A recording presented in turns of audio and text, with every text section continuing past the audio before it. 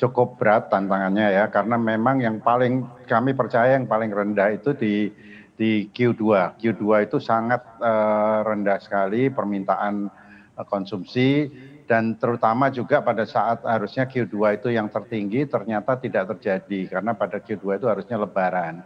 Tapi kenyataannya memang pada saat Lebaran itu puncak-puncaknya PSBB sehingga tidak ada permintaan yang meningkat. Nah ini yang berat. Tapi kalau saya lihat, saya optimis di Q3, Q4 akan lebih baik lagi. Karena perkiraan saya pada kira-kira seminggu sebelum BPS mengumumkan, saya memperkirakan pertumbuhan industri mamin itu sekitar hanya 0% saja atau tidak ada pertumbuhan dibanding 2019. Dan ternyata memang BPS mengumumkan hanya 0,22% ya, mendekati perkiraan saya gitu. Nah, kalau saya lihat dari kondisi di Q3, Q4 dengan upaya pemerintah dengan berbagai macam upaya dan juga pelaku usaha melakukan berbagai upaya, saya optimis Q3, Q4 akan lebih baik. Apalagi kalau kita lihat di indeks PMI kita juga udah membaik ya. Kita di bulan Juli itu sudah 46, mudah-mudahan sudah di atas 50 kembali ke mendekati ke normal lagi. Dan kita lihat ini tetap optimis. Berarti di kuartal 2 ini Anda melihat bahwa ini sudah yang paling bottom ya Pak. Kira-kira kalau misalnya dilihat di view, diproyeksikan di kuartal 3 dan 4 akan seperti apa nanti angka yang mungkin tercetak, apakah di level 0% itu atau paling maksimal adalah 1% yang Anda katakan hanya di posisi itu atau seperti apa Pak Adi? Kalau saya lihat mungkin Q3 ini masih antara 0 sampai 1% ya, mudah-mudahan bisa ini. Tapi saya optimis di Q4 harusnya bisa di atas 1-2% gitu ya, karena 1 sampai 2%.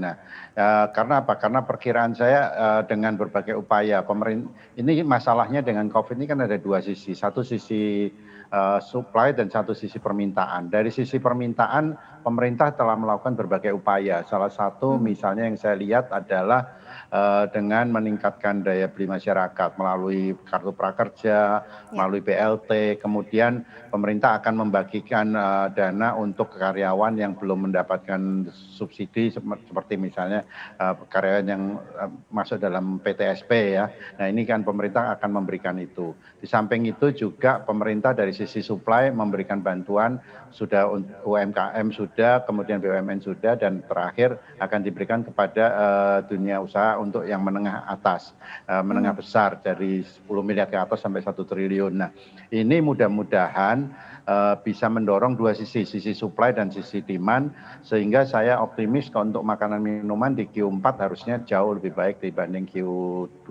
dan Q3, seperti itu Mbak Maria.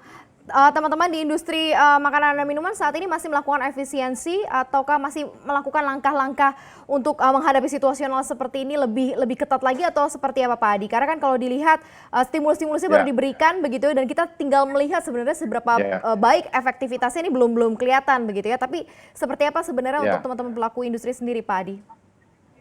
Ya, memang kalau saya lihat perusahaan pasti melakukan efisiensi dan kita juga terus-menerus mencari pola yang terbaik untuk industrinya sendiri. Karena di industri sendiri kan pasti tidak bisa kembali ke normal. Misalnya dengan adanya physical distancing itu pasti kapasitas menurun ya.